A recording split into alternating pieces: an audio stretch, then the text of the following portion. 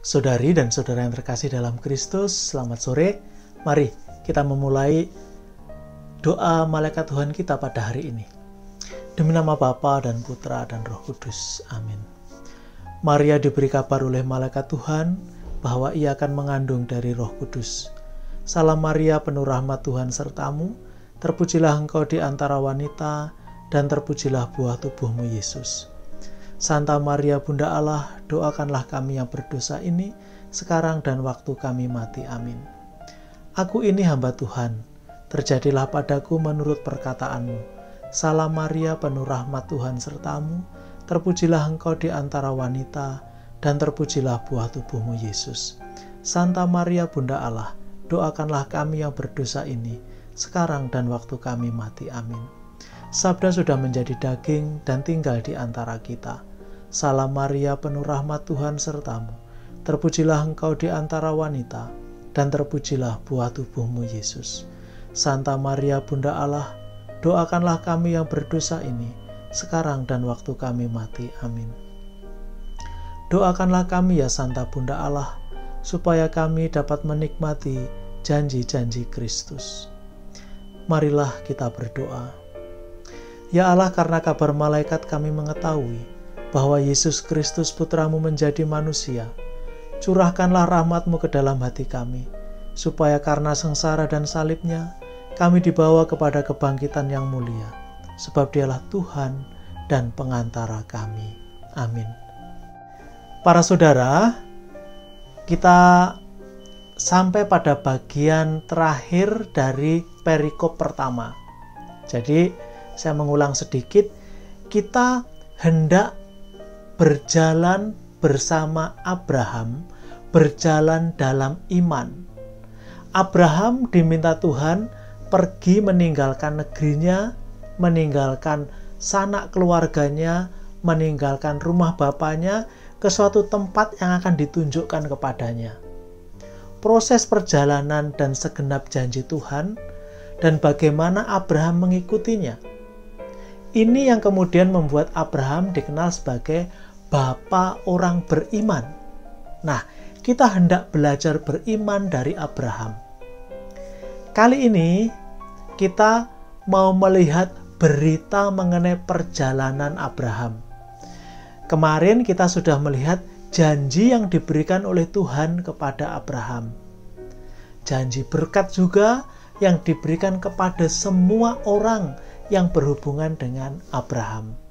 Nah, sekarang kita pada bagian terakhir perikop ini. Jadi bab 12 ayat 1-9 kita bagi jadi 3 kan. Ayat 1 saja sudah kita lihat, yaitu perintah Tuhan, lalu janji Tuhan, ayat 2 sampai dengan ayat 3. Kali ini ayat 4 sampai ayat 9 mengenai berita perjalanan. Mari kita baca teksnya bersama-sama. Lalu pergilah Abram seperti yang difirmankan Tuhan kepadanya, dan Lot pun ikut bersama-sama dengan dia. Abram berumur 75 tahun ketika ia berangkat dari Haran. Abram membawa Sarai istrinya, dan Lot anak saudaranya, dan segala harta benda yang didapat mereka, dan orang-orang yang diperoleh mereka di Haran. Mereka berangkat ke tanah Kanaan, lalu sampai di situ. Abram berjalan melalui negeri itu sampai ke suatu tempat dekat Sikem, yaitu pohon tarbantin di More. Waktu itu orang Kanaan diam di negeri itu. Ketika itu, Tuhan menampakkan diri kepada Abram dan berfirman, "Aku akan memberikan negeri ini kepada keturunanmu." Maka didirikannya di situ mezbah bagi Tuhan yang telah menampakkan diri kepadanya.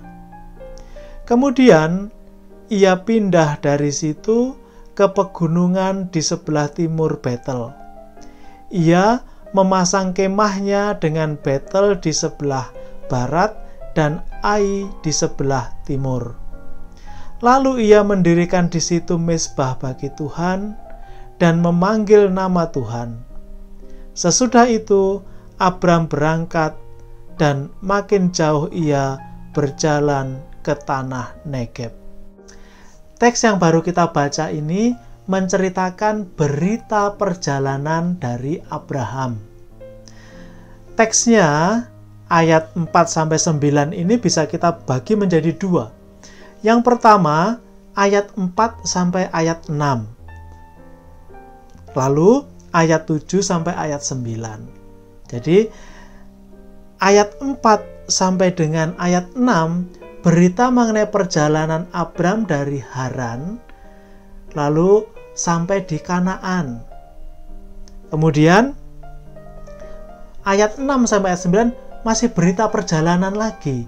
Rupanya Abram tidak berhenti di situ. Lalu dia terus ke suatu tempat, ke Sikem, dan kemudian pada ayat 9 masih diceritakan dia terus melakukan perjalanan. Saudari-saudara yang terkasih dalam Kristus, kisah mengenai berita perjalanan ini tidak banyak yang perlu kita tafsirkan. Yang pertama, Abraham penuh iman. Dia menerima perintah Tuhan dengan melaksanakannya. Dia diperintahkan untuk pergi. Dia juga diberi janji-janji, dan Abraham menjawabnya dengan melakukan perjalanan itu. Dia mengajak istrinya, kemudian keponakannya.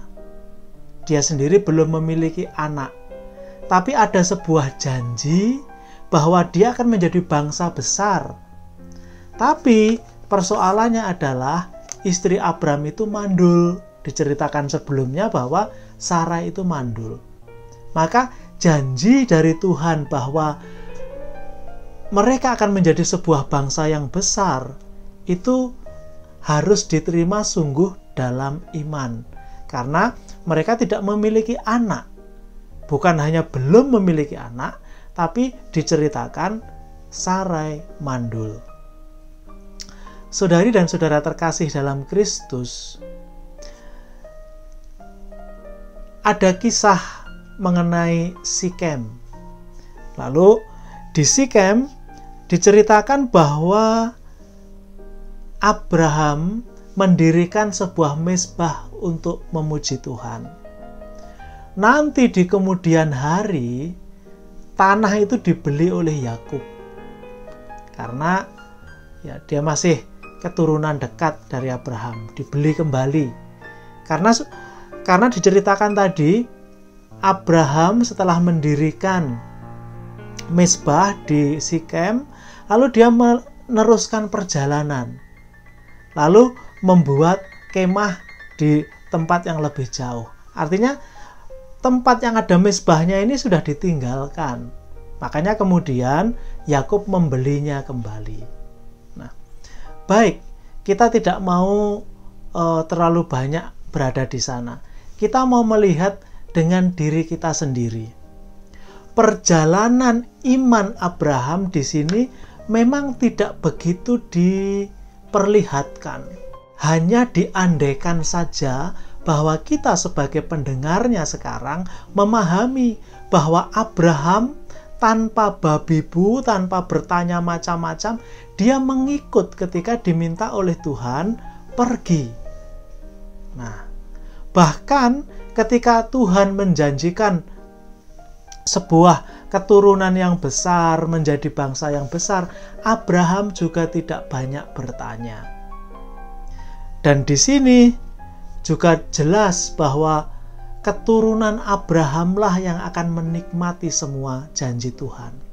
Itu juga ditegaskan lagi. Saudari dan saudara yang terkasih, bagi kita sekarang yang hidup pada abad ke-21 ini, apakah kisah perjalanan Abraham ini masih memiliki nilai? Saya rasa masih. Kita percaya bahwa hidup kita pun itu seperti sebuah perjalanan iman.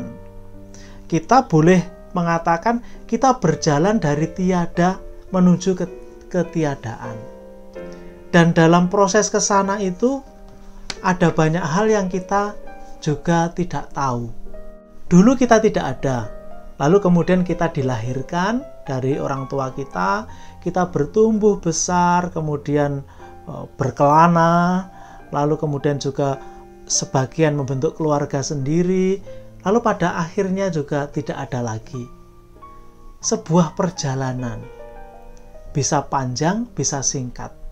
Tapi satu hal yang harus kita pegang adalah Tuhan yang menentukan arah perjalanan. Abraham diminta pergi tanpa dikatakan kemana, Abraham ikut.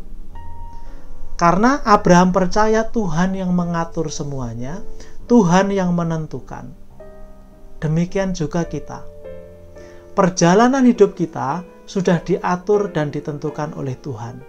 Kita hanya ikut dan melakukan. Saudari dan saudara terkasih, satu hal, semoga dalam setiap perjalanan iman kita selalu dikuatkan. Kita tidak pernah kehilangan arah. Kita tidak pernah kehilangan pegangan. Dalam perjalanan selalu ada yang menyusahkan, selalu ada rintangan. Tetapi janganlah itu membuat kita hilang harapan. Karena memang satu-satunya harapan adalah Dia yang merancang semua perjalanan kita ini, yaitu Tuhan sendiri. Sampai akhirnya nanti kita bisa bersatu bersama dengan Tuhan di keabadian. Sekarang kita sampai di sini, besok kita melanjutkan peziarahan iman kita lagi. Tuhan memberkati. Demi nama Bapa dan Putra dan Roh Kudus. Amin.